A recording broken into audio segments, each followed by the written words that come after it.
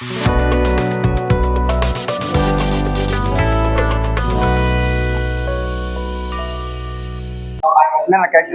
Physical nature of matter. तो बात समझो, फिजिकल नेचर ऑफ मैटर में हम लोग दो चीज देखते हैं। एक कि मैटर बनता किस चीज से है, समझ में आ रहा है ना, और उसका साइज क्या होता है। खैर वो कंक्लूड हम अभी कर देते हैं कि मैटर बनता है पार्टिकल से। वो पहले ट्रेडिशनल बात था कि मैटर पंच तत्व से बनता है, जिसमें आग है, स्काई है, अर्थ है, वाटर है और फायर है। हो गया, पची हो गया। तो ये जो पंच तत्व से बनता है ये ट्रेडिशनल बात है, नया बात नहीं है। अब नया बात ये पता चला कि मैटर बनता है पार्टिकल से। किस चीज से? पार्टिकल से। और उसका साइज बहुत बहुत छोटा होता है, इतना छोटा कि आंख से दिखाई नहीं देगा। अच्छा, महसूस हो सकता है, ध्यान से समझो कि पार्टिकल्स से बनता है। नॉर्मल बात है, पहले चीनी पानी हम लोग के लिए पॉपुलर है ना, सब कोई शरबत देखा हुआ है। तो अगर वही पानी में, एक गिलास पानी में पहले चीनी डाल दो, तो चीनी डाल के ऐसे देखो तो पहले पानी है, नीचे पेंदी में इतना बड़ा का चीनी का टीला बना हुआ रहेगा। तो चलाओ, तो चलाने को देखना चीनी का पार्टिकल्स धीरे धीरे छोटा हो रहा है, समझ में रहा है। चलाते चलाते फिर थोड़ा देर बाद और ही ज्यादा छोटा होगा, एक टाइम ऐसा लगेगा कम हो गया। उसमें करते करते करते करते पूरा का पूरा चीनी पानी में डिजोल्व हो जाएगा, मतलब गायब हो जाएगा, डिसअपियर हो जाएगा। अब ऐसा बात नहीं है गायब हो गया मैंने भूत के से पिला गया, उसमें चीनी प्रेजेंट नहीं है। चीनी उसमें प्रेजेंट है, लेकिन डिजोल्व होके छोटा होते होते यूनिफॉर्मली ऊपर से नीचे तक तो डिस्ट्रीब्यूट हो गया। छोटा होते होते इतना छोटा हो गया कि अब उसको हम लोग नेकेड आई से देख नहीं सकते हैं। अच्छा, क्या प्रूफ है कि उसमें चीनी प्रेजेंट है? टेस्ट करो। टेस्ट करने पे पानी कैसा लगेगा? मीठा। मतलब जो हमारे मुंह में पानी गया है, उसमें पानी के पार्टिकल के साथ चीनी का भी पार्टिकल्स गया है, तब ना मीठा लग रहा है। मतलब उसमें चीनी का भी पार्टिकल्स है और दिखाई नहीं दे रहा है। मतलब पार्टिकल्स इतना छोटा छोटा फॉर्म में है कि नेकेड आई से हम लोग देख नहीं सकते। माइक्रोस्कोप नहीं ना पढ़ते हैं कि माइक्रो ऑर्गेनिजम्स में, माइक्रो ऑर्गेनिजम्स इतने छोटे होते हैं कि नेकेड आई से दिखाई नहीं देता। वैसे ही मैटर का पार्टिकल्स इतना छोटा होगा कि नेकेड आई से दिखाई नहीं देगा। समझ में रहा है? देखो आजकल टेक्नोलॉजी आ गया है, STM है ना। तो उससे अब क्या हो रहा है कि मतलब कोई भी मैटर के अपर सरफेस का एटम दिखाई दे देता है, ठीक है। तो वो एडवांस टेक्निक है, मतलब वो इधर ही इंट्रोड्यूस हुआ है। अब इधर कहने का मतलब है कि भाई पूरी तरह से ये नहीं आया है, मतलब फिर भी 10 साल से ऊपर का है। तो खैर इतना तो समझ में आया कि मैटर बना हुआ है पार्टिकल से, और वो पार्टिकल्स का साइज इतना इतना छोटा होता है कि नेकेड आई से दिखाई नहीं देता है। चश्मों पहन के दिखाई नहीं देगा, STM से पता चलेगा, ठीक है। तो अब हम देख रहे हैं कैरेक्टरिस्टिक्स ऑफ, नहीं ना सॉरी, फिजिकल, हाँ, फिजिकल नेचर ऑफ। स्कूल आई थी तो तुम्हारे घर फिजिकल नेचर ऑफ मैटर। हम लोग मैटर का फिजिकल नेचर देख रहे हैं लोग ना। सबसे पहले क्या, matter is made up of particle. Matter किस चीज से बना है? पहले का अवधारणा था, पहले का लोग बोलते हैं पंच तत्वों से बनता है मैटर, लेकिन अब ऐसा बात नहीं है। अब एडवांस टेक्नोलॉजी हम बात करेंगे इस पे। यहाँ से पता चला कि मैटर पंच तत्वों से नहीं, किस चीज से बना है? कण। पार्टिकल्स का मतलब होता है कण। पदार्थ कण से बना है, पार्टिकल से। Particles of matter are very very small, बहुत बहुत छोटा होता है। मैटर जिस पार्टिकल से बना है वो पार्टिकल बहुत बहुत छोटा, इतना छोटा होगा कि नंगिया वो से दिखाई नहीं देगा। नहीं तो मान लो, तो वही वाला एग्जांपल लिखे हैं कि इन sugar water solution after stirring the sugar particles become disappear completely. माने उसको पानी को चम्मच से हिलाने के बाद कुछ देर के बाद क्या हुआ कि पानी तो रहेगा, लेकिन शुगर का पार्टिकल्स कंप्लीटली गिलास में से गायब हो जाएगा। अब गायब होने का मतलब ये नहीं हुआ कि उसमें चीनी मौजूद नहीं है। अगर हम उसको टेस्ट करें तो टेस्ट करने पे पता चलेगा कि भाई पानी का स्वाद कैसा है, मीठा है। और मीठा का मतलब हुआ कि पानी में चीनी का पार्टिकल प्रेजेंट है। पानी में चीनी का तो पार्टिकल प्रेजेंट है, टेस्ट से पता चल रहा है, लेकिन दिखाई नहीं दे रहा है। मतलब इसमें चीनी है तब ना मीठा लग रहा है, लेकिन दिखाई नहीं दे रहा है। जो पार्टिकल इतना छोटा है कि नेकेड आई से दिखाई नहीं देगा। वो एक नहीं बोलते एसटीएम एक माइक्रोस्कोप है। वैसे सेल में हम लोग पढ़वे करते हैं कि माइक्रोस्कोपिक स्ट्रक्चर में होता है, कौन कौन सेल बड़ा भी होता है, लेकिन माइक्रो ज़्यादातर माइक्रोस्कोपिक है। माइक्रो ऑर्गेनिजम्स को देखना है तो हम लोग क्या यूज करते हैं, माइक्रोस्कोप। तो माइक्रोस्कोप एक डिवाइस है जो बहुत ही छोटा इमेज को बहुत ज़्यादा नंबर ऑफ टाइम्स मैग्नीफाई कर देता है। तो पहले तो उतना एडवांस नहीं था, धीरे धीरे जाके कंपाउंड माइक्रोस्कोप आया जिसको लाइट माइक्रोस्कोप बोलते हैं, इलेक्ट्रॉन माइक्रोस्कोप आया, वो एकदम सेल के एकदम अल्ट्रा छोटा से छोटा चीज को भी एकदम बड़का और क्लियर फोटो बता देगा। तो इलेक्ट्रॉन माइक्रोस्कोप आया। तो हमको अगर एटम को देखना है, पार्टिकल्स को देखना है, तो उसके लिए एक माइक्रोस्कोप होता है, उसको बोलते हैं एसटीएम, स्कैनिंग टनलिंग माइक्रोस्कोप। 1981 में डिस्कवर हुआ।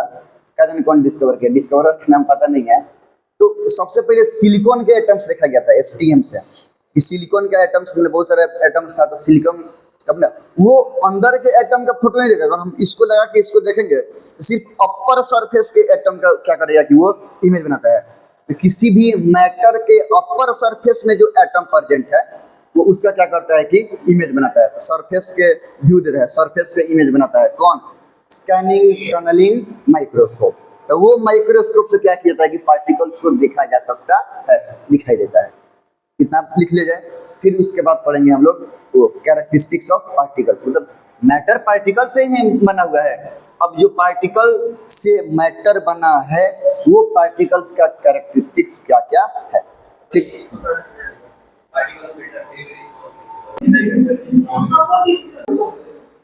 माइक्रोस्कोप वैसा सेल में नहीं कि माइक्रोस्कोप एक डिवाइस है जिसका काम है कि कोई छोटा से छोटा चीज को मैग्नीफाई करके बड़ा कर देता है।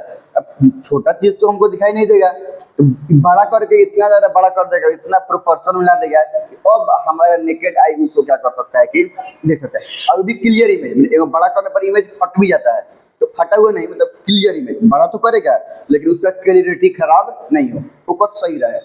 तो यही है कौन, हमारा माइक्रोस्कोप। जनरली माइक्रोस्कोप का तो यूज वही सेल या सेल का स्ट्रक्चर को यूज करने के लिए, कोई माइक्रो ऑर्गेनिजम्स को यूज करने के लिए किया जाता है, माइक्रो ऑर्गेनिज्म को देखने के लिए यूज किया जाता है। अब तो खैर माइक्रोस्कोप का बहुत सारा पार्ट है, हर एक ब्लड से लेकर नहीं उसमें कैसे कौन चीज परफॉर्म कर रहा है, कौन पार्टिकल्स कितना है, कैसा है, मतलब बहुत बहुत जगह है जहाँ पे माइक्रोस्कोप का यूज हो रहा है। वैसे ही अगर हमको पार्टिकल्स को देखना है या किसी भी मैटर के एटम को देखना है तो उसको देखने के लिए एगो माइक्रोस्कोप है जिसको बोलते हैं एसटीएम, और इसका मतलब होता है स्कैनिंग टनलिंग माइक्रोस्कोप ना। तो एसटीएम के मतलब से क्या होता है कि हम लोग एटम को देख सकते हैं, वो भी इन्हें कि एटम उसका अंदर इलेक्ट्रॉन प्रोटॉन न्यूट्रॉन ऐसा कुछ दिखाई नहीं देगा। एटम में भी ज्यादा अल्ट्रा फिगर नहीं बनाता है कि एटम का इलेक्ट्रॉन प्रोटॉन न्यूट्रॉन कैसे अरेंज है सब। अगर उतना एटम का इलेक्ट्रॉन प्रोटॉन न्यूट्रॉन अगर दिख जाता तो एटम के स्ट्रक्चर के ऊपर कितना कितना कॉन्सेप्ट है। कौन आदमी उसको बोला कि एटम का स्ट्रक्चर ऐसे होता है, उसके अंदर में इलेक्ट्रॉन प्रोटॉन न्यूट्रॉन ऐसे अरेंज, कोई दूसरा तरीके बताया है ना, किसी आदमी कोई, लेकिन अभी भी कंफर्म नहीं है कि एक्चुअली में अभी जो लास्ट कॉन्सेप्ट है उसको हम कंफर्म मान के चल रहे हैं। हो सकता है कि अगला बार कोई आदमी देखे, जैसे ही टेक्नोलॉजी डेवलप कर रहा है ना, कुछ टेक्नोलॉजी और एडवांस है, कुछ दूसरा चीज मिल जाए तो पता चले कि अब उसके स्ट्रक्चर ऐसा नहीं वैसा है। क्योंकि अब जो लास्ट आया है उसके पहले जो कॉन्सेप्ट था, जो एटॉमिक स्ट्रक्चर का थ्योरी था, तो वो बता दिया तो लोग उसको एक्सेप्ट कर लिया। अब वो 5 साल 7 साल 10 साल जब तक ये नया कॉन्सेप्ट नहीं है तब तक के लिए लोग उससे कौन सही मानता था, समझ में रखना है, तब तक उसी को लोग सही मानता था। वहीं अभी हम इसको क्या कर रहे हैं कि सही मान रहे हैं। अब आगे जाके कुछ भी हो सकता है क्योंकि दिखाई तो दे नहीं रहा है। अब उस पर आदमी करेगा एक्सपेरिमेंट, और वो एक्सपेरिमेंट का जो रिजल्ट आएगा वो थीसिस बन जाएगा कि स्ट्रक्चर ऐसा होता है। तो अब आगे की बात बाद में है। तो स्कैनिंग टनलिंग माइक्रोस्कोप से पार्टिकल्स या एटम दिखाई दे देगा। इसको डिस्कवर कब किया गया था, 1981। ऐसे नहीं कि अंदर के एटम का भी नहीं, कोई भी मैटर के अपर सरफेस का जो एटम होगा तो वो अपर सरफेस का एटम क्या हो सकता है कि एसटीएम से दिखाई दे सकता है। समझ में रहा है। अब एटम का इलेक्ट्रॉन प्रोटॉन न्यूट्रॉन सबसे पहले सिलिकॉन के एटम को ऑब्जर्व किया गया था एसटीएम से, स्कैनिंग टनलिंग माइक्रोस्कोप से। ठीक है, अब हम लोग पढ़ना है characteristics of particles of matter, मतलब पार्टिकल्स का कैरेक्टरिस्टिक्स। तो बोलने के लिए भी सुन लो सब। तो वैसे क्लास में तो एक बार हो गया है कि वो पार्टिकल्स जाने के तैयार हो गया सब कि मैटर का वो पार्टिकल्स, ये तो बात पता चल गया कि बहुत छोटा होता है, तो ये तो खैर फिजिकल नेचर में आ गया। अब वो पार्टिकल्स के और केमिकल प्रॉपर्टीज की बात करें, मतलब पार्टिकल्स बिहेवियर की बात करें, तो पार्टिकल्स कंटिन्यूअसली मूव करेगा, पार्टिकल्स के बीच में ज़्यादा या कम स्पेस होता है, और तीसरा बात कि पार्टिकल्स एक दूसरे को ज़्यादा या कम फोर्स से अट्रैक्ट करता है। तो तीन गो बात है, कौन कौन? एक कंटिन्यूअसली मूव करेगा पार्टिकल कोई भी मैटर का, और दूसरा स्पेस होगा पार्टिकल्स के बीच में ज़्यादा या कम स्पेस होता है, और तीसरा पार्टिकल्स दूसरे पार्टिकल्स को ज़्यादा या कम फोर्स से अट्रैक्ट करता है, अपने टाइप के पार्टिकल्स को भी या दूसरे टाइप के पार्टिकल्स को भी। ठीक, तो मैटर जिस पार्टिकल से बनता है वो पार्टिकल्स के बीच में स्पेस होता है। याद करो कल हम लोग पढ़े थे लोग वो वाटर शुगर सॉल्यूशन वाला एग्जांपल, ये पता करने के लिए कि पार्टिकल्स बहुत छोटा होता है, इवन वो पार्टिकल्स दिख नहीं रहा है लेकिन उसमें प्रेजेंट है, ये टेस्ट से पता चल सकता है। नहीं तो दिख क्यों नहीं रहा है? क्योंकि पार्टिकल बहुत बहुत छोटा है, और जब पार्टिकल्स बहुत छोटा है, इतना ज्यादा छोटा है कि आंख से दिखाई नहीं देगा, एसटीएम माइक्रोस्कोप से दिखाई देगा। अब मान लो कि ग्लास में वाटर है, गिलास में क्या है कि एकदम एग्जैक्ट इतना हाइट है वाटर का। अब इसमें अगर हम लोग चीनी मिलाएंगे, लोग मान लो कि 1 चम्मच चीनी मिलाए, 2 चम्मच 5-7 चम्मच चीनी मिला दिए, मान लो कि जरा चीनी मिला दिए, अब चीनी को घुलेगा तो चीनी घुल जाएगा, घुलने के बाद वाटर लेवल इतना का इतना ही रहेगा, यहाँ से हल्का सा भी बढ़ेगा नहीं। तो उतना जो चीनी डाले हैं आखिर वो चीनी कहाँ गया? अगर जो एक्स्ट्रा चीनी डाले हैं वो एक तो एक्स्ट्रा चीनी डाले हमने कोई ना कोई मैटर डाल रहे हैं, और मैटर वो है जो स्पेस ऑक्युपाई करता है, तो ये एक्स्ट्रा मैटर डाले, इसका एक्स्ट्रा स्पेस होगा कि नहीं होगा? तो एक्स्ट्रा स्पेस के चलते ये हल्का सा ऊपर बढ़ जाना चाहिए। अब इसके नीचे स्पेस देगा तब ना ये ऊपर बढ़ेगा, तब ना नीचे स्पेस मिलेगा जहाँ पे चीनी रहेगा। घुल भी जाए तो क्या हुआ, नीचे से ऊपर तक यूनिफॉर्मली डिस्ट्रीब्यूटेड रहेगा, तो थोड़ा थोड़ा ही सही यूनिफॉर्मली, मतलब ऊपर से लेकर नीचे तक बराबर, ऊपर से लेकर नीचे तक थोड़ा थोड़ा ही सही स्पेस तो ऑक्युपाई करेगा, तो ये लेवल को बढ़ जाना चाहिए, लेकिन लेवल बढ़ता नहीं है। क्यों? क्योंकि चीनी को, मतलब अगर शुगर पार्टिकल्स के बारे में बात करें तो उसको हम मिला रहे हैं किसमें? वाटर में। ये हमारा हो गया चीनी, शुगर, और ये हो गया वाटर। तो चीनी को मिला रहे हैं हमने, शुगर पार्टिकल्स को डाल रहे हैं किसके पार्टिकल्स में? वाटर के पार्टिकल्स में। अब ये नहीं ऊपर जा रहा है, मतलब कहीं ना कहीं इसके अंदर में जो खाली स्पेस है उसमें पार्टिकल्स क्या हुआ है कि घुस गया है, भर गया है।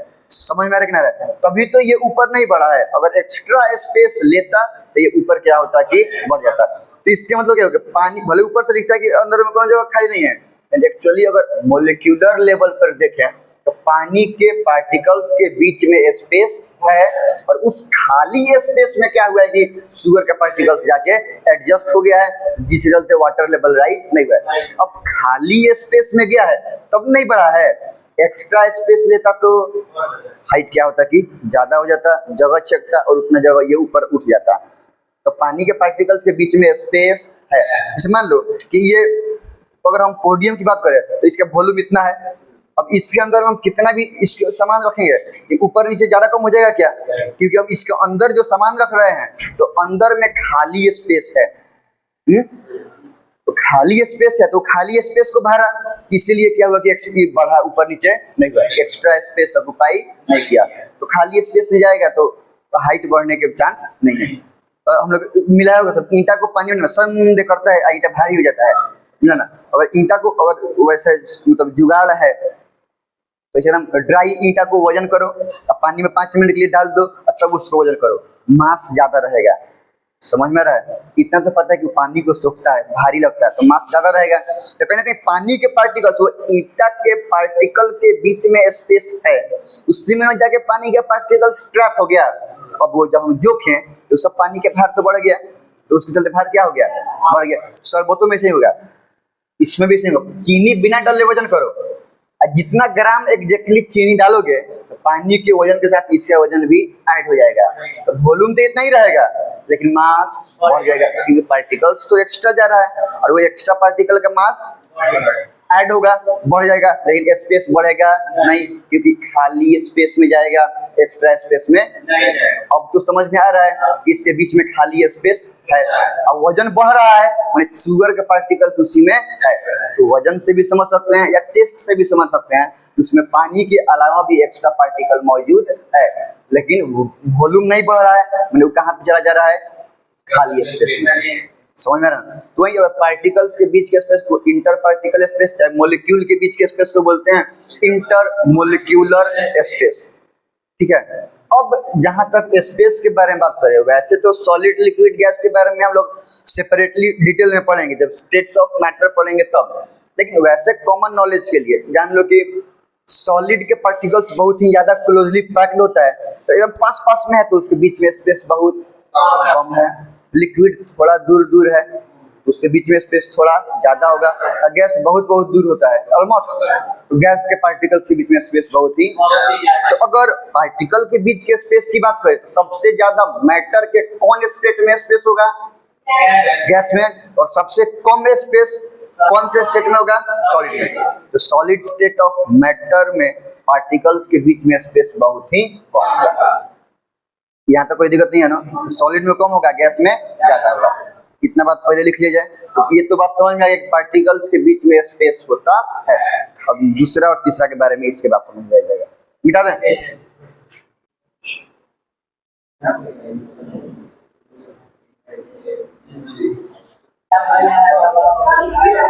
चलो हो गया बात, समझो। देखो सबसे फर्स्ट कैरेक्टरिस्टिक्स है कि particles of matter have space between them. Matter के पार्टिकल्स के बीच में स्पेस होता है। व्हेन वी ऐड, एक पहले का एग्जांपल है कि when we add some sugar in water then after dissolving the mass of solution increases but volume remains same. मतलब एक गिलास पानी में 5-7 चम्मच चीनी मिला दिए हैं, घुल गया, पूरा पूरा घुल गया है, तो घुलने के बाद हम क्या देखेंगे कि मास बढ़ गया है, पानी का जितना मास था, अब चीनी 5 चम्मच चीनी का जितना मास होगा, दोनों मिला के मास बढ़ गया है नहीं, लेकिन वॉल्यूम क्या है कि सेम है। तो यहाँ से क्या पता चला, मास से क्या पता चलता है कि भले चीनी दिखाई नहीं दे रहा है लेकिन मास बढ़ गया है, दिखाई नहीं दे रहा है, तो क्या होगा कि वो पार्टिकल उसमें प्रेजेंट है, वॉल्यूम नहीं बढ़ा, उतना ही के उतना ही है। इसका मतलब क्या है कि वो पार्टिकल उसमें प्रेजेंट तो है लेकिन एक्स्ट्रा स्पेस नहीं लिया है। पानी के पार्टिकल के बीच में जो खाली स्पेस है वो उस खाली स्पेस में गया है, इसलिए हाइट बढ़ा नहीं है। और चूंकि पार्टिकल है तो पार्टिकल का एक्स्ट्रा वेट है, उसके चलते वेट क्या हो गया है कि बढ़ गया है। वही बात है कि increase the mass of solution increase but volume remain same. Mass of solution indicates that solution has sugar particles in it। मास से क्या है, मास बढ़ गया, इसके मतलब सॉल्यूशन में चीज शुगर पार्टिकल है। And from the volume, volume से बढ़ गया ना, उतना ही है, उतना ही है, तो वॉल्यूम से वी कैन गेट दैट, तो हमें पता चलता है the sugar particles get adjusted in the blank space between the particles of water. Water के पार्टिकल्स के खाली स्पेस में भर गया है, due to which its volume does not increase. और खाली स्पेस में गया है, एक्स्ट्रा स्पेस में नहीं गया है, इसी के चलते वॉल्यूम बढ़ा नहीं है। ईंटा में तो नहीं होगा, ईंटा को पानी में डाल दिया जाए तो पानी को ऑब्जर्व कर लेगा, अब उसका ईंटा का आकार तो उतना ही बड़ा रहेगा लेकिन जोखोगे तो भारी लगेगा। भारी क्या मतलब, उसमें पानी है तो ना भारी लग रहा है, लेकिन बढ़ा नहीं है, मतलब एक्स्ट्रा स्पेस में नहीं गया है। जो उस पार्टिकल के बीच में खाली स्पेस है, वही खाली स्पेस में वाटर पार्टिकल्स ट्रैप हो गया है। ठीक, next, hence we conclude that each and every state of matter, चाहे वो सॉलिड हो, लिक्विड हो या गैस हो, हैज मोर और less space between their particles. चाहे सॉलिड, लिक्विड, गैस कुछ हो, उनके पार्टिकल्स के बीच में स्पेस होता है।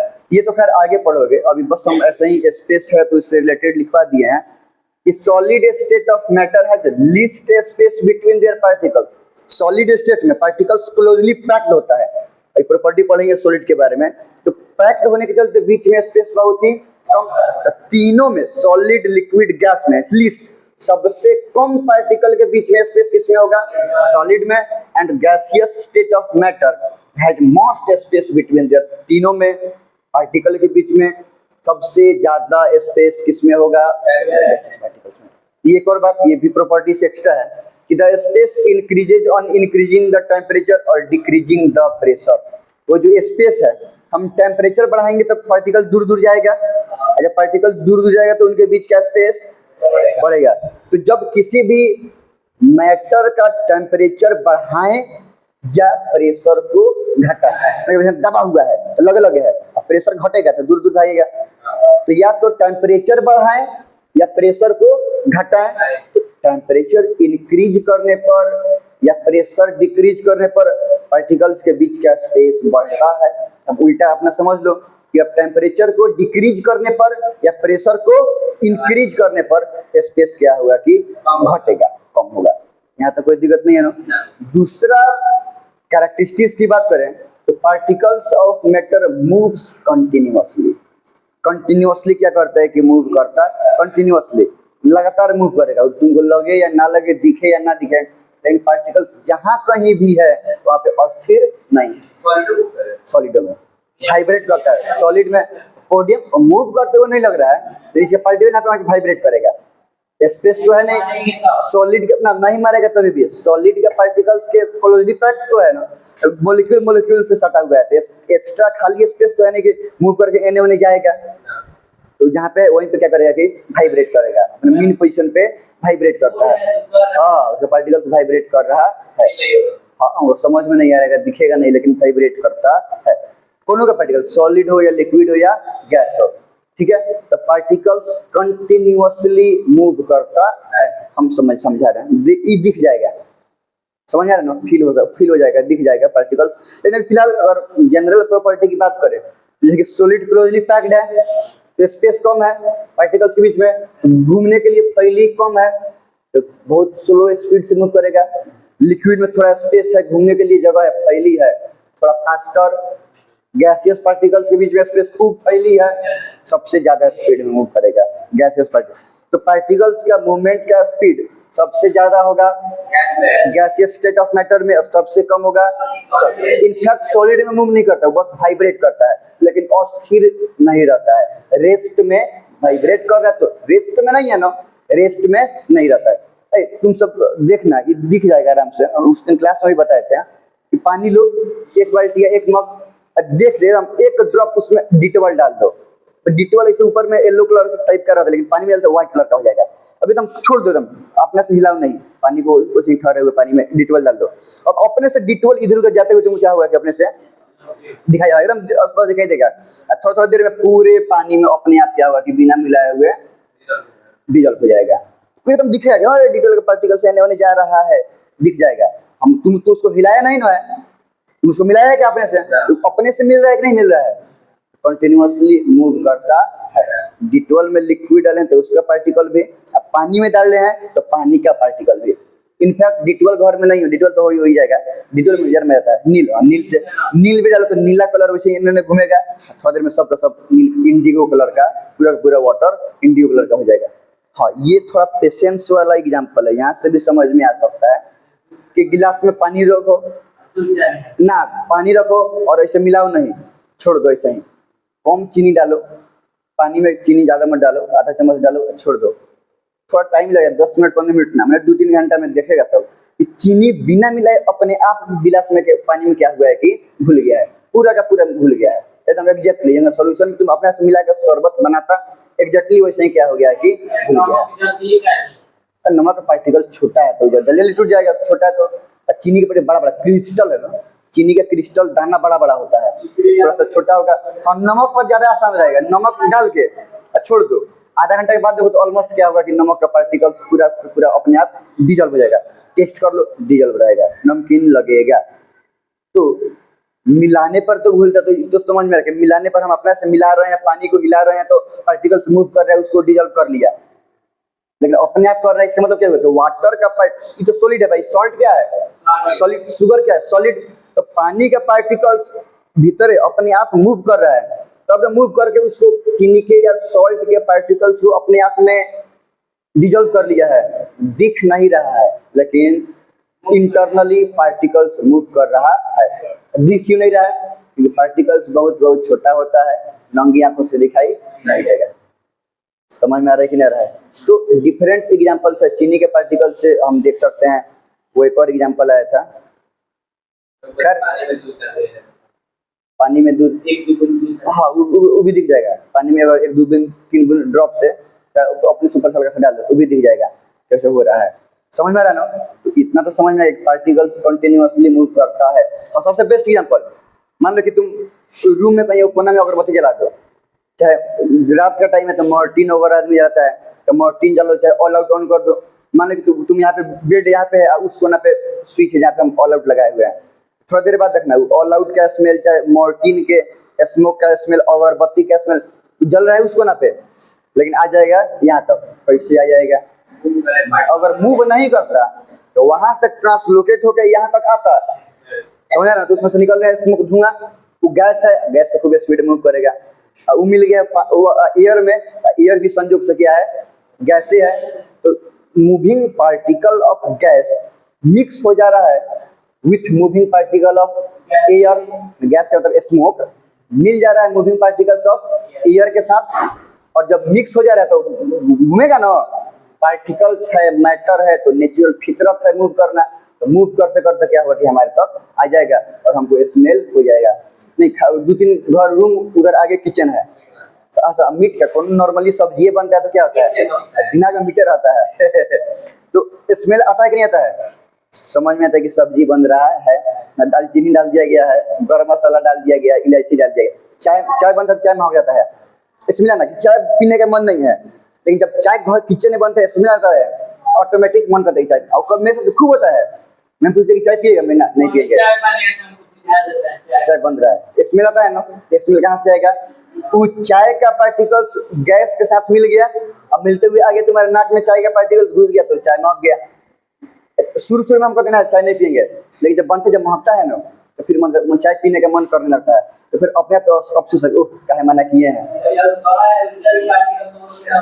हाँ, जो पीछे उधर सड़ा हुआ है उसका भी पार्टिकल सॉलिड ना है, सॉलिड है, वो स्मोक नहीं है, गैस नहीं है, वो सॉलिड है, फिर भी उसका पार्टिकल्स एयर में मिल के मिक्स होके आ रहा है यहाँ तक, स्मेल करता है। समझ में नहीं रहा है? अब कल से स्मेल नहीं आ रहा है, आ रहा है आया है, कोई बात नहीं। वो कंटिन्यूअसली अगर वो डिकम्पोज करे उसके स्मेल में रहेगा तब खराब भी करेगा। कंटिन्यूअसली थोड़ा बहुत है तो चलते फिरते मिल गया तो कोई दिक्कत नहीं है। हाँ, कंटिन्यूअसली उसका स्मेल नहीं रहता, तबियत खराब हो जाएगा। यहाँ तो कोई दिक्कत नहीं है ना। इतना बात लिख लीजिए, सेकंड कैरेक्टरिस्टिक्स ऑफ पार्टिकल। चल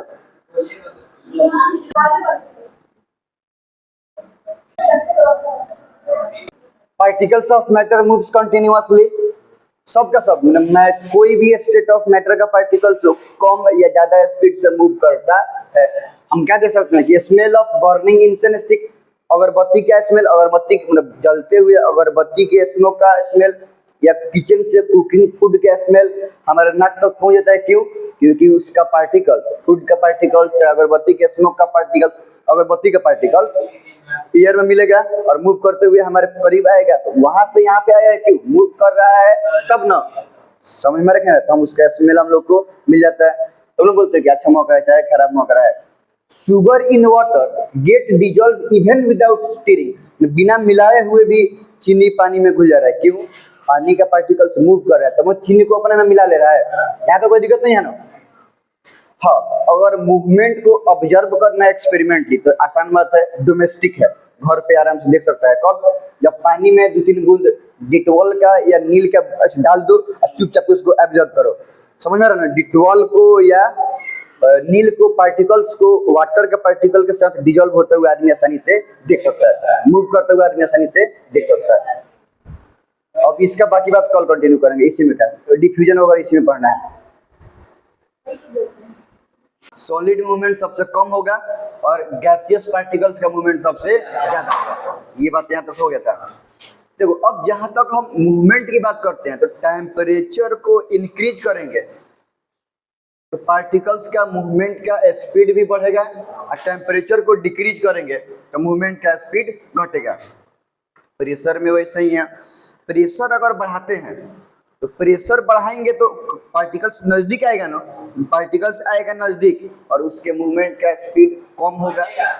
घटेगा, और जब प्रेशर डिक्रीज करेंगे पार्टिकल्स जाएगा दूर दूर, तो थैली मिलेगा, तो पार्टिकल्स के मूवमेंट का स्पीड बढ़ेगा। ये बात नहीं लिखवाए होंगे? नहीं, ठीक। तो एक तो ये बात समझ में आ गया कि अगर कोनो भी मैटर के टेम्परेचर रहेगा ज्यादा, मान लीजिए दो मैटर, कोनो भी दो कोई चीज ले लो, दोनों सेम चीज, मान लीजिए दो सॉलिड है, तो सॉलिड के पार्टिकल्स वाइब्रेट कर रहा है, और दूसरा वो सॉलिड है जो जिसको गर्म कर दो तो गर्म है, तो जिसका टेम्परेचर ज्यादा है, मूव दोनों का पार्टिकल कर रहा है, लेकिन जिसका टेम्परेचर ज्यादा है उसका पार्टिकल्स इसके रेस्पेक्ट में थोड़ा ज्यादा स्पीड से मूव कर रहा है। इसमें भी वही है, पानी में भी वही है। ठंडा पानी और गर्म पानी दोनों तो है लिक्विड स्टेट में, लेकिन हम कंपेयर करेंगे किसका पार्टिकल्स ज्यादा स्पीड से मूव कर रहा है, तो ठंडा पानी का स्पीड कम रहेगा और गर्म पानी के पार्टिकल्स का स्पीड ज्यादा रहेगा। इसलिए मिलाना सब, अगर ठंडा पानी में चीनी को मिलाएगा सब तो टाइम लगेगा ज्यादा, हमको स्टीर नहीं करना है, हमको बस क्या करना है कि डाल के छोड़ देना है। समझ में आ रहा है? तो डाल के छोड़ देने के बाद अगर मान लो कि 1 घंटा में सारा चीनी पानी में मिल गया, ठंडा पानी में, तो वही पानी खूब गर्म रहेगा, खौलत रहा पानी रहेगा। चाहे मान लो कि पानी को रख के नीचे से हीट कर दो, गैस जल रहा है, उसको टेम्परेचर क्या कर रहा है कि बढ़ रहा है, छीन डाल दो, तुम सब देखोगे कि इसके रेस्पेक्ट में बहुत कम देर में क्या होगा कि चीनी पानी में ऑटोमेटिक घुल जाएगा। तो अब टेम्परेचर, हम चीनी और पानी को तो अपना से मिलाएं नहीं, तो टेम्परेचर बढ़ाने पर तो पानी के पार्टिकल्स का स्पीड ज्यादा हो गया, बढ़ गया, तब न चीनी को अपने अंदर जल्दी मिला लिया। हाँ, समझ में रह रहा है? तो अगर कोई पार्टिकल, कोई मैटर का टेम्परेचर ज्यादा है तो कम टेम्परेचर के रिस्पेक्ट में उसका पार्टिकल्स ज्यादा स्पीड में मूव करेगा।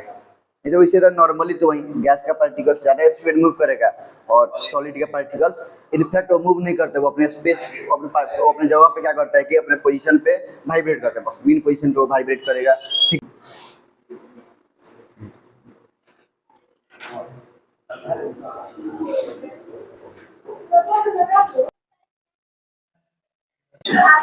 देखो हम लोग वही स्पीड के बारे में भी, स्पीड वाला बात को ही आगे लेके जा रहे थे। Speed of particles increases with increase in temperature और decrease in its pressure. Particles के बीच का प्रेशर को डिक्रीज कर दो, दूर दूर हो जाएगा, फैली मिलेगा, स्पीड बढ़ जाएगा, या टेम्परेचर को बढ़ा दो तो स्पीड क्या होगा कि बढ़ जाएगा ना। On increasing particles, on increasing temperature, यहाँ पे छूट गया है, ऐसे करके ऐसे टेम्परेचर लिख दो सब। ऑन इंक्रीजिंग टेम्परेचर, सुन रहा सब, पढ़ लो सब, लिख रहा सब। On increasing temperature particles gain heat energy, heat energy देंगे तब ना उसका टेम्परेचर बढ़ेगा। तो अगर टेम्परेचर बढ़ रहा है तो पार्टिकल्स हीट एनर्जी को गेन करेगा, और वो हीट एनर्जी बढ़ेगा तो पार्टिकल्स का काइनेटिक एनर्जी भी बढ़ जाएगा, हीट एनर्जी भी कन्वर्ट हो जाएगा काइनेटिक एनर्जी में। तो काइनेटिक एनर्जी बढ़ जाएगा, और जब काइनेटिक एनर्जी बढ़ जाएगा तो पार्टिकल्स का स्पीड भी बढ़ जाएगा। फिजिक्स में नहीं रहता लोग kinetic energy is equal to half mv², नहीं, ये ना था kinetic energy is equal to. तो अगर काइनेटिक एनर्जी की बात करें तो काइनेटिक एनर्जी पूरा इंक्रीज हो रहा है, मतलब ये पूरा का वैल्यू इंक्रीज हो रहा है। अब ये पूरा में ऑब्जेक्ट का मास तो बढ़ेगा नहीं, जितना बड़ा का ऑब्जेक्ट है जितना भारी है उतना ही भारी रहेगा, तो मास तो उतना ही रहेगा। तो फिर क्या बढ़ेगा कि पूरा का वैल्यू बढ़ेगा? वेलोसिटी, यही ना रहा। अब वेलोसिटी बढ़ने का मतलब क्या हुआ? स्पीड। तो पार्टिकल्स का स्पीड क्या होगा कि बढ़ जाएगा। हाँ, इसलिए जब हम टेम्परेचर को बढ़ाते हैं, माने गर्म करते हैं, तो हीट एनर्जी को कंज्यूम करेगा, हीट एनर्जी कन्वर्ट हो जाएगा काइनेटिक एनर्जी में, और जब काइनेटिक एनर्जी बढ़ेगा तो पार्टिकल्स का स्पीड भी बढ़ जाएगा। दोनों एक दूसरे से रिलेटेड है। अगर किसी ऑब्जेक्ट का स्पीड ज्यादा है मतलब उसमें उसके पार्टिकल्स में काइनेटिक एनर्जी ज्यादा है, या किसी पार्टिकल्स का काइनेटिक एनर्जी ज्यादा है मतलब गारंटी है कि उसका स्पीड क्या होगा कि ज्यादा होगा। तो दोनों एक दूसरे के सिस्टम खाली वेलोसिटी पे रहता है, मास पे नहीं रहता है। तो ध्यान से बात समझो आगे कि this is the property of particles which led to intermixing of one type of particles with other particles। मान लो कि पानी का पार्टिकल्स ऐसे घूमता नहीं, तो चीनी डालने के बाद 1 घंटा 2 घंटा ही क्या सही, 10 घंटे बाद चीनी पानी में घुलता, पार्टिकल्स नहीं घूमते। तो D12 डालते तो D12 एने ओने घूमता, पार्टिकल्स घूम ही नहीं रहा है। ड्यूल का पार्टिकल्स एने ओने घूमेगा नहीं। अगर पार्टिकल्स घूमता नहीं तो अगरबत्ती जहाँ पे रहता है वहां से धुआं घूम के मेरे पास आता है। तो अब धुआं स्मोक अगरबत्ती का हवा में मिल जा रहा है, तो स्मोक का पार्टिकल्स मिल रहा है किसके पार्टिकल्स में? एयर के पार्टिकल्स में, गैस के पार्टिकल्स में। वैसे फूड में वही बात है, फूड का पार्टिकल्स एयर के पार्टिकल के साथ मिलता है और फिर आता है हमारे पास, तब लोग मतलब भोजन का खुशबू आता है नहीं। तो ये जो एक पार्टिकल्स दूसरे पार्टिकल्स में मिक्स कर रहा है, इंटरमिक्स कर रहा है, वो कौन सा प्रॉपर्टी के चलते, मतलब पार्टिकल्स के कौन से कैरेक्टरिस्टिक्स से चलते हैं? यही कि पार्टिकल्स कंटिन्यूअसली मूव करते हैं। तो पार्टिकल्स के कोई भी मैटर के पार्टिकल्स के कंटिन्यूअसली मूव करने के चलते ही एक टाइप के पार्टिकल्स दूसरा टाइप में इंटरमिक्स करता है। अब चीनी का पार्टिकल्स पानी के पार्टिकल्स में क्या हुआ? इंटरमिक्शन किया है, स्मोक धुआं। अगरबत्ती के पार्टिकल्स जो स्मोक निकल रहा है एयर में क्या कर रहा है? इंटरमिक्स कर रहा है। तो ये यही कैरेक्टरिस्टिक्स है मूव करने वाला, जिसके चलते एक टाइप का पार्टिकल्स दूसरे टाइप के पार्टिकल्स में क्या करते हैं कि मिल जाते हैं, इंटरमिक्स कर जाते हैं। और हम पढ़े थे कि the process of intermixing of one type of particles with other type of particle को क्या बोलते हैं हम लोग? डिफ्यूजन। एक पार्टिकल एक टाइप के पार्टिकल्स का दूसरे टाइप के पार्टिकल्स में इंटरमिक्स करना ही क्या कहलाता है? डिफ्यूजन। मान लीजिए पानी है, अब पानी में पानी को मिला दिया तो उसको डिफ्यूजन बोलेंगे क्या? पानी का मतलब पानी के पार्टिकल्स उसमें फिर मिला दिए पानी है, तो पानी के पार्टिकल्स में पानी के पार्टिकल्स मिला, तो सेम टाइप के पार्टिकल्स का मिक्सिंग हुआ कि डिफरेंट? पानी में पानी मिला तो सेम टाइप के पार्टिकल्स, इसको डिफ्यूजन। इन हवा में धुआं मिल गया, पानी में इंटरमिक्स हो सकता है नहीं। पानी में डिटोल मिला दिए तो डिफरेंट पार्टिकल्स है ना, नील मिला दिए, चीनी मिला दिए, तो यहाँ पे इंटरमिक्सिंग सेम पार्टिकल्स का नहीं हो रहा है, डिफरेंट पार्टिकल्स का हो रहा है। तो इस प्रोसेस को क्या बोलेंगे हम लोग? डिफ्यूजन। जब डिफरेंट टाइप्स के पार्टिकल्स आपस में इंटरमिक्स करता है इस प्रोसेस को बोलते हैं हम लोग डिफ्यूजन। अच्छा, डिफ्यूजन टोटली डिपेंडेंट है मूवमेंट पे पार्टिकल्स के। तो जिस तरह पार्टिकल का मूवमेंट डिपेंड करता है वही फैक्टर पे डिपेंड करेगा डिफ्यूजन। तो वैसे ही कहेंगे स्पीड था, टेम्परेचर बढ़ा दो तो स्पीड बढ़ जाएगा, जैसे टेम्परेचर बढ़ा दो तो इंटरमिक्सिंग का रेट मतलब डिफ्यूजन का रेट बढ़ जाएगा। वैसे ही भारी रहेगा तो इंटरमिक्सिंग स्लोली होगा, और हल्का पार्टिकल होगा तो इंटरमिक्सिंग जल्दी खुल जाएगा। ये बात समझ में आ रहा है? तो पार्टिकल्स का इंटरमिक्सिंग कुछ ये चीज पर डिपेंड करता है। ठीक है, सब कुछ लिख लिया है सब? नहीं, हम लोग को पढ़ना है फिजिक्स में एक चैप्टर है वर्क एंड एनर्जी। तो वर्क एंड एनर्जी पढ़ेंगे तो एनर्जी के बारे में, काइनेटिक एनर्जी के बारे में, पोटेंशियल एनर्जी में, ओवरऑल मैकेनिकल एनर्जी के बारे में एकदम डिटेल में अच्छे से पढ़ना है। तो अभी काइनेटिक एनर्जी के बारे में इतना समझ लो कि वो एनर्जी तो किसी भी ऑब्जेक्ट के मोशन को प्रोसेस करता है, मतलब मोशन के चलते अगर किसी भी ऑब्जेक्ट के अंदर में जो एनर्जी होता है उसको बोलते हैं हम लोग काइनेटिक एनर्जी। ठीक है, तो जो जिसके अंदर में काइनेटिक एनर्जी ज्यादा होगा उसका मोशन ज्यादा होगा, या उल्टा अगर कोई ऑब्जेक्ट ज्यादा मोशन से मूव कर रहा है, कोई ऑब्जेक्ट के अंदर में ज्यादा मोशन है, ज्यादा स्पीड से मूव कर रहा है तो उसके अंदर में काइनेटिक एनर्जी ज्यादा है। और बाकी सब एनर्जी के जैसा काइनेटिक एनर्जी का भी एसआई यूनिट होता है जूल। एनर्जी का यूनिट क्या होता है? जूल। तो काइनेटिक एनर्जी का भी एसआई यूनिट होता है जूल। और काइनेटिक एनर्जी का फॉर्मूला तो हम बोल ही दिए, हाफ mv²। मतलब काइनेटिक एनर्जी डायरेक्टली प्रोपोर्शनल है कोई भी ऑब्जेक्ट के मास के, या डायरेक्टली प्रोपोर्शनल है वेलोसिटी के स्क्वायर के। नहीं तो कोई ऑब्जेक्ट, मान लो कि दो ऑब्जेक्ट है सेम मास का, मान लो कि दोनों मार्कर है तो ऑलमोस्ट सेम मास का है। अब ये दोनों में एक स्लो जाए और एक खूब फास्ट जाए, मास सेम है तो फास्ट वाला का काइनेटिक एनर्जी ज्यादा होगा और स्लो वाला का काइनेटिक एनर्जी कम, क्योंकि मास ज्यादा तो काइनेटिक एनर्जी, अब वेलोसिटी ज्यादा तो भी काइनेटिक एनर्जी। तो मास सेम है ना, तो मास तो सेम रहेगा, अब वेलोसिटी ज्यादा तो इसका काइनेटिक एनर्जी हो जाएगा ज्यादा। और दो अलग अलग लेंगे जिसके मास अलग अलग है। मास क्या है कि मान लो कि सेम स्पीड से मूव कर रहा है, ये भारी है और ये क्या है कि हल्का है, सेम स्पीड से मूव कर रहा है तो वेलोसिटी तो सेम है, दोनों का v² का वैल्यू सेम आएगा, लेकिन मास भी है ना। तो मास ज्यादा तो काइनेटिक एनर्जी, मास कम तो काइनेटिक एनर्जी। तो भारी वाला का काइनेटिक एनर्जी ज्यादा होगा और हल्का वाला काइनेटिक एनर्जी कम होगा। तो मास पे भी डिपेंड करता है, वेलोसिटी के स्क्वायर पे। तो ओवरऑल किसी भी ऑब्जेक्ट का kinetic energy half mass into velocity square करके हम लोग एग्जैक्ट वैल्यू निकालेंगे। और जूल में निकालना है अगर तो वही बात है, मास को किलोग्राम में पुट करेंगे और वेलोसिटी को मीटर पर सेकंड में, मतलब ऐसा यूनिट में रखेंगे, हो जाएगा। ठीक, मास ज्यादा हो जाता है, मतलब इतनी ज्यादा होता है, कंटिन्यू जाता है। हाँ, अब पेट में चल रहा है यानी हल्का वाला, भारी वाला धीरे धीरे चल रहा है। ठीक है, तो मास किससे तब मास इंटू वेलोसिटी स्क्वायर करेंगे, तो उसका भी मास इंटू वेलोसिटी स्क्वायर करेंगे। अब ये पूरा प्रोडक्ट का वैल्यू जिसके ज्यादा होगा, काइनेटिक एनर्जी ज्यादा। समझ आ रहा है? काइनेटिक एनर्जी हम लोग किसी भी पार्टिकल्स के बारे में काइनेटिक एनर्जी पढ़ रहे हैं, वहां पढ़े तो किसी भी मैटर का, कोई बड़ा का सॉलिड ऑब्जेक्ट का, हालांकि बात सेम ही है, कॉन्सेप्ट सेम ही है। The energy which is processed by the motion of particle of an object called kinetic energy. कोई भी पार्टिकल के मोशन के अकॉर्डिंग जो एनर्जी होगा उसको बोलेंगे हम लोग काइनेटिक एनर्जी। और काइनेटिक एनर्जी का एसआई यूनिट क्या होगा? जूल। और formula half mv square. Kinetic energy का मतलब किसी भी पार्टिकल का काइनेटिक एनर्जी, पार्टिकल का मास, और v का मतलब पार्टिकल का वेलोसिटी। अच्छा, तो ये तो हम सबको वैसे रेंडमली पता है कि सॉलिड, लिक्विड, गैस में, और सबका पार्टिकल्स बहुत बहुत छोटा है, आंख से दिखाई नहीं देगा, मतलब नेकेड आई से दिखाई नहीं देगा, तो मास को भी हटाओ क्योंकि सब पार्टिकल्स तो वही हैं। अब अगर वेलोसिटी की बात करें तो सॉलिड, लिक्विड, गैस में किसका पार्टिकल्स का वेलोसिटी ज्यादा होता है? गैस का। तो गैस के पार्टिकल्स का वेलोसिटी ज्यादा होता है, तो गैस के पार्टिकल्स का काइनेटिक एनर्जी ज्यादा होगा, और सॉलिड के पार्टिकल्स का काइनेटिक एनर्जी कम होता है। क्यों?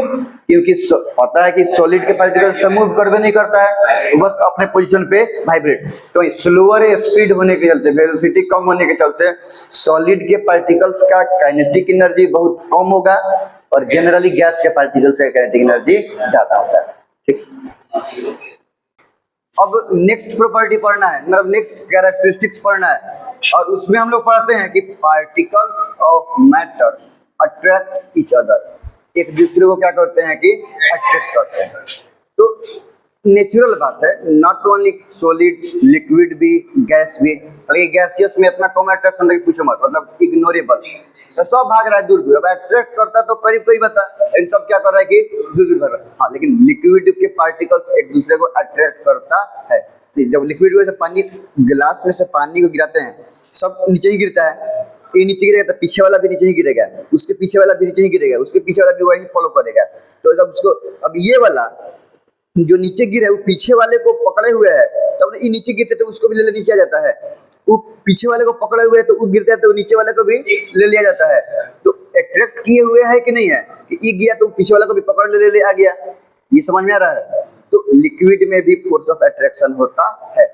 हाँ, सबसे ज्यादा फोर्स ऑफ अट्रैक्शन होता है सॉलिड में। पार्टिकल्स एक दूसरे को बहुत ही ज्यादा फोर्स ऑफ अट्रैक्शन से अट्रैक्ट किए हुए रहता है। इसीलिए फोर्स ऑफ अट्रैक्शन बहुत ज्यादा होता है, कंपैक्टली पैक्ड है, बहुत टाइटली पैक्ड है, जिसके चलते सॉलिड के पार्टिकल्स के बीच में स्पेस भी कम है और ज्यादा स्पीड में भी मूवमेंट नहीं करता है। जब स्पेस कम है तो फैली नहीं है, तो ज्यादा स्पीड में मूवमेंट भी नहीं करता है। ठीक है, तो सॉलिड के पार्टिकल्स के बीच में फोर्स ऑफ अट्रैक्शन सबसे ज्यादा होगा और सबसे कम होगा गैस में। मतलब इवन इतना कम कि अगर बोतल में थोड़ा सा गैस भर दो तो दूर दूर भाग के पूरा गैस को क्या करेगा कि पूरा बोतल को भर देगा। अगर हम 1 लीटर का बोतल लेते हैं तो 1 लीटर के बोतल को लिक्विड से भरने के लिए एग्जैक्ट 1 लीटर पानी चाहिए तब भरेगा। लेकिन अगर 100 ग्राम भी गैस है उसमें डाल दो तो पूरा फैल के क्या करेगा कि बोतल को भर देगा। तो ये प्रॉपर्टी के चलते ही गैस कम अमाउंट में ही अपने कंटेनर कितना भी बड़ा हो अपने कंटेनर को क्या करता है कि भर देता है। अब भरता ही नहीं है, वो अपने कंटेनर के वॉल पर प्रेशर भी लगाता है। ये बात समझ में आ रहा है? मान लो कि यहाँ पे कंटेनर है, उसमें डाल दिया गया गैस। अब जब गैस क्या करेगा, पास पास आएगा कि दूर दूर भागेगा? तो दूर दूर भागेगा तो कंटेनर को तोड़ के बाहर निकलने की कोशिश करेगा तो टूटेगा नहीं, हालांकि ये बात तो पता है। तो जब वो फैलेगा, फोर्स ऑफ अट्रैक्शन नहीं होने के चलते वो ऐसे फैलेगा, तो फैलने के क्रम में क्या करेगा, फैलने के लिए और ज्यादा फैलने के लिए कंटेनर के वाल पर क्या करेगा कि बाहर की तरफ फोर्स लगाएगा। इसलिए पड़ता है कि गैस कम अमाउंट में भी अपने कंटेनर को फिल भी कर देता है और कंटेनर के वाल पर बाहर के तरफ फोर्स भी अप्लाई करता है। ये वाला प्रॉपर्टी है, फोर्स ऑफ अट्रैक्शन वाला प्रॉपर्टी है। इतना बात को पहले हम लोग क्या करते हैं कि लिख लिया जाए, फिर इसके बाद पढ़ेंगे हम लोग क्लासिफिकेशन ऑफ मैटर के बारे में। कोई दिक्कत नहीं है ना?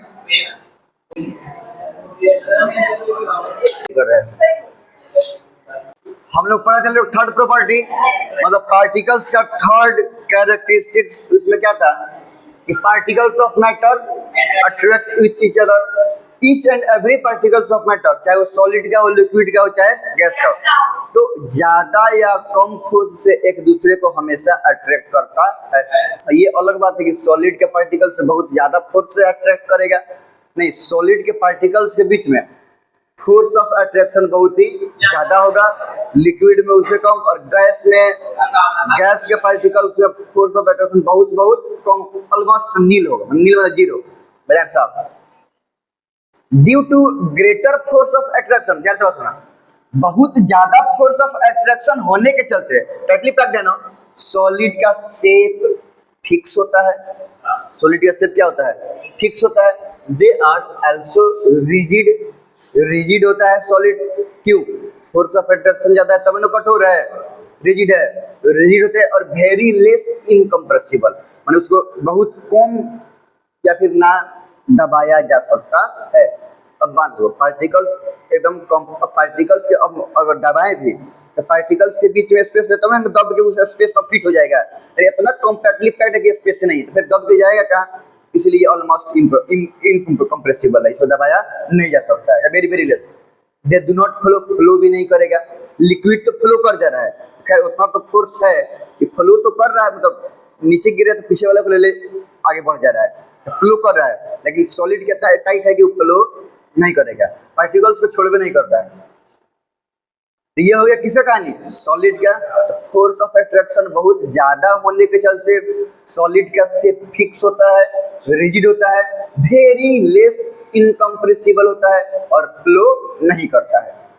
अब अगर गैस के बारे में बात करेंगे तो गैस का जस्ट इसका उल्टा होगा, लिक्विड का भी वही बात है। लेकिन खैर नया बात ये है कि ड्यू टू लीस्ट और almost zero force of attraction, बहुत कम गैस के पार्टिकल्स के बीच में फोर्स ऑफ अट्रैक्शन होने के चलते gaseous particles spread all over the container in which they are kept. Even a small amount of gas can fill the container. Even अगर कोई बड़का कंटेनर में थोड़ा भी गैस डालेंगे तो पूरा फैल के क्या करेगा कि उसको क्या करेगा कि भर देगा। ये समझ में रहा है? अगरबत्ती 5 मिनट जला के छोड़ दो, अगरबत्ती के 5 मिनट में कितना धुआं निकलेगा, थोड़ा देर बाद देखना पूरा रूम में कहीं जाएगा तो अगरबत्ती का धुआं महकेगा, तो उतना ही धुआं पूरा रूम में फैल जाता है कि नहीं फैल जाता है। इवन बहुत कम अमाउंट ऑफ गैस भी बड़का कंटेनर को कंप्लीटली क्या करता है कि भर देता है, क्योंकि दूर दूर भागेगा।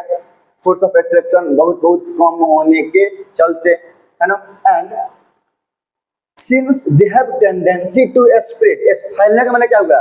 पार्टिकल्स लगे आना कि अपने से दूर दूर भागना, समझ में ना। क्योंकि अब गैस का फोर्स ऑफ अट्रैक्शन तो कम है, कम होने के चलते फैल रहा है, स्प्रेड हो रहा है, मतलब मूव अब नहीं लिखे हैं, move far from each other, एक दूसरे से दूर भाग रहा है। तो जब दूर भागेगा तो जिस कंटेनर में रखेंगे तो दूर भागने के लिए कंटेनर के वाल पर रहेंगे, भागने के लिए फोर्स लगा के नहीं लगाएगा, है ना। तो due to least attractive force between the particles they apply pressure on the wall of container. Container के वाल पर क्या करता है कि प्रेशर होता है, और ये प्रेशर कम नहीं रहती, गैस है तो क्या ही प्रेशर लगा लेगा ना, प्रेशर स्ट्रॉन्ग प्रेशर होता है ना। गैस का प्रेशर यूज करके पहले के लोग पत्थर तोड़ देता था, बहुत बड़ा बड़ा काम होता था। उस दिन एग्जाम्पल दिए थे कि घर पे गाड़ी रखा हुआ था, तो ना धूप लग रहा है अंदर में, जब फैलता भी है, पढ़े हैं ना हम लोग, जब टेम्परेचर बढ़ेगा तो पार्टिकल्स एक दूसरे से दूर दूर होगा, समझ रहे ना। तो गैस क्या करता है कि फैलता है। अब रूम जितना गाड़ी के अंदर में गैस भरा हुआ है उतना भरा हुआ है, तो उतना गैस भर गया है पूरा। और जब वो बाहर से क्या हो रहा है कि धूप जा रहा है तो गर्म हो रहा है, तो गर्म होगा तो पार्टिकल्स फैलेगा, जब फैलेगा तो बाहर निकलेगा तो शीशा पर फोर्स लगाएगा और शीशा क्या होगा कि फूट जाएगा। इसलिए गर्मी के दिन में जो शीशा को पूरा एकदम पैक करके नहीं, पैक करके हल्का सा नीचे करके छोड़ देता है ताकि गैस बाहर भी क्या, अंदर से बाहर क्या करेगा कि जब गैस फैलेगा तो उस छेद में अंदर से बाहर क्या होगा कि निकल जाएगा। तो पूरा बंद करके हल्का सा नीचे करके क्या करता है लोग कि ठंडा